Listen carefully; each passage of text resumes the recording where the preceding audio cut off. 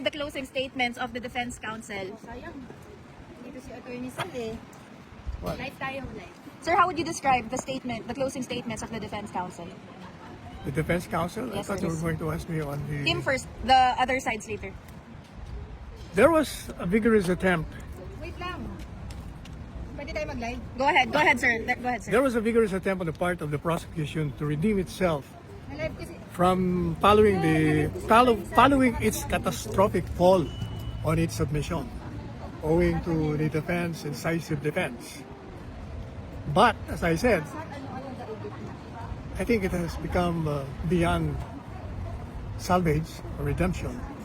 So I think it's humanly inappropriate for me now to trash on the shattered pieces.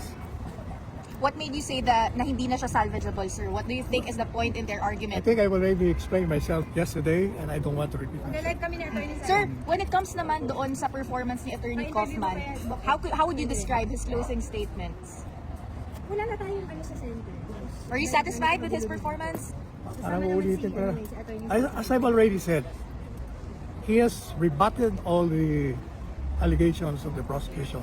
And in fact, bagsak na nga eh. So parang kalabisan na, napakan ko pa yung mga nahulog na mga tira-tira.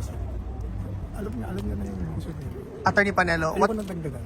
Attorney Panelo, what's your reaction, sir, doon sa later part ng kanyang closing statement with respect doon sa engagement niya kay dating Pangulong Rodrigo Roa Duterte sa loob ng detention He facility? was only relating what transpired between him and the former president, the conversation. I think it is also, the court has the right to know what is happening with the president. Sir, based on his description, would it be fair to say that the president seems to have a defeatist attitude during their conversation? Not defeated. As he has repeatedly said, even when he was still president, and then thereafter, he said, if this is my fate, so be it.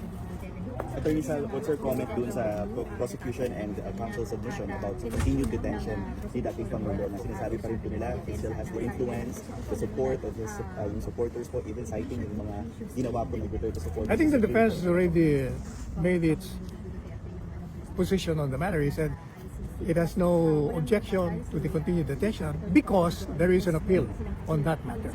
So I don't think I have to deal with that. Okay. So what's the plan na po ng Duterte lawyers moving forward after this confirmation? Uwi na. Uwi na, sir. Uwi na kami. Okay. Uwi na kami.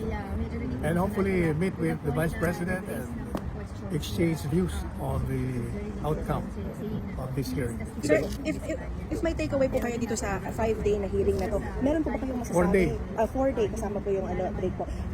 Ano po yung takeaway ninyo kumbaga sa buong session?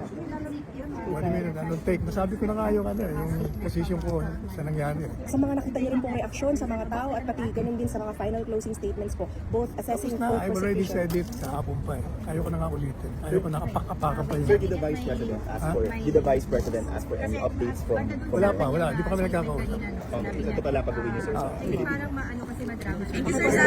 Sa live tayo.